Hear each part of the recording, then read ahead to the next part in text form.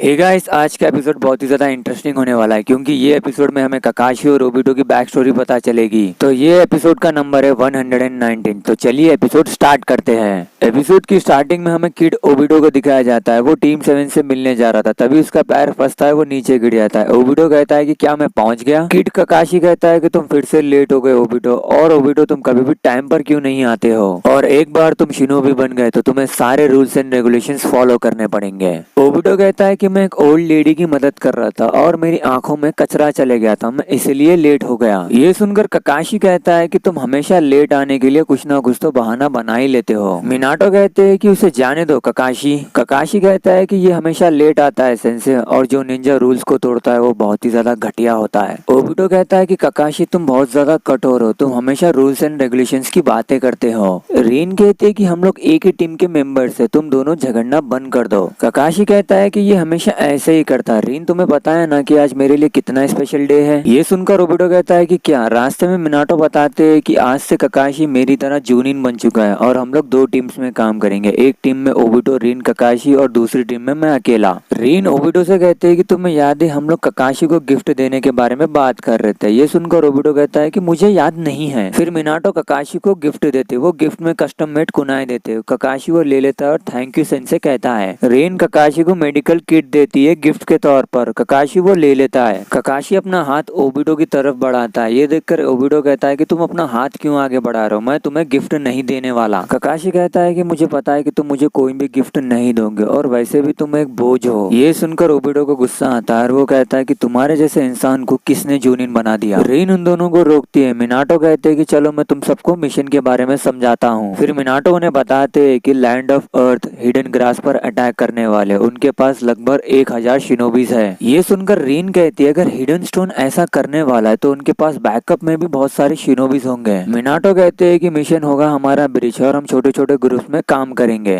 ककाशी कहता है कि तो हमारा मिशन है कि उनके इलाके में घुस जाना। मिनाटो कहते हैं कि हाँ, फिर उसके बाद हम उस ब्रिज को ब्लास्ट कर देंगे कि हिडन स्टोन के शिनोबीज बैकअप के लिए ना आ पाए। फिर टीम 7 वहां से निकल जाती है। उन्हें एक स्टोन शिनोबी देख रहा था, वो मिनाटो को देखकर बहुत ही ज्यादा डर जाता है। फिर मिनाटो चेक करके बताते हैं कि यहाँ पे लगभग 20 शिनोबीज है, लेकिन वो शैडो क्लेंस होंगे। ककाशी मिनाटो से कहता है कि सेंसे सबसे पहले मैं अटैक करूंगा। मिनाटो उसे नहीं कहते, लेकिन ककाशी फर्स्ट टाइम वहां पर जिदोरी यूज करता है। ये देखकर रीन और ओबिटो बहुत ही ज्यादा शॉक्ड हो जाते हैं। मिनाटो फिर से ककाशी को रोकते हैं। ककाशी कहता है कि फिलहाल के लिए मैं कैप्टन हूँ, तो आप लोग मेरी बात सुनोगे। फिर वो जिदोरी से दीवार तोड़कर वो एनिमी पर अटैक करने के लिए चले जाता है। वो एनिमी ककाशी पर कुनाई से अटैक करता है, तो मिनाटो भी अपने कुनाई से ककाशी को बचा लेते हैं। ककाशी वो एनिमी पर सीधा अटैक कर देता है, लेकिन वो एक शैडो क्लोन था। वो एनिमी ककाशी पर अटैक करने वाला था, लेकिन मिनाटो ककाशी को बचा लेते हैं और रीन और ओबिटो के पास लेके आ लेते हैं। फिर मिनाटो वो एनिमी के पास टेलीपोर्ट होते हैं, उस एनिमी को मार देते हैं। मिनाटो ककाशी से कहते हैं कि रूल्स एंड रेगुलेशंस इंपॉर्टेंस होते हैं, लेकिन तुम्हें टीम वर्क पे भी ध्यान देना चाहिए। रात में ओबिटो मिनाटो के पास जाता है और कहता है कि ककाशी हमेशा रूल्स एंड रेगुलेशंस के बारे में क्यों बात करता है। मिनाटो बताते हैं कि ककाशी के father Sakumo Hatake the white fang of the leaf एक जीनियस निंजा थे। व्हाइट फैंग का नाम सुनकर ओबिटो कहता है कि ये तो वही हीरो है ना जिसने अपने कॉमरेड्स को बचाते हुए अपनी जान दे दी थी। मिनाटो बताते हैं कि साकुमो हाटाके उनके टाइम के सबसे स्ट्रॉन्गेस्ट निंजा थे। 3 लेजेंडरी सानिन्स भी मिलकर उन्हें नहीं हरा पाते थे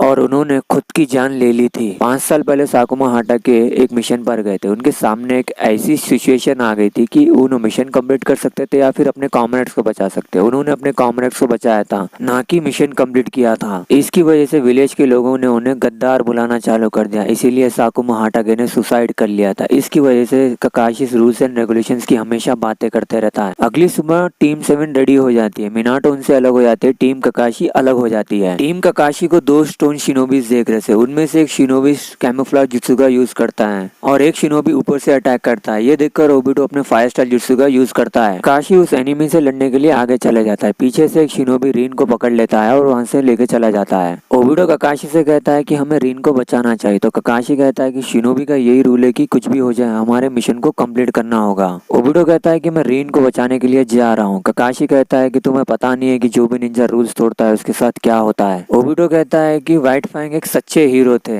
मुझे पता है कि जो शिनोबी रूल्स तोड़ता है वो घटिया होते हैं, लेकिन वो शिनोबी जो अपने दोस्तों को छोड़ देता है वो उससे भी ज्यादा घटिया होता है, और मैं एक घटिया इंसान हूँ। मैं रीन को बचाने के लिए जा रहा हूँ। एपिसोड 119 यहीं पे खत्म होता है। आपको अगर वीडियो पसंद आया तो वीडियो को लाइक करो, चैनल को सब्सक्राइब करो।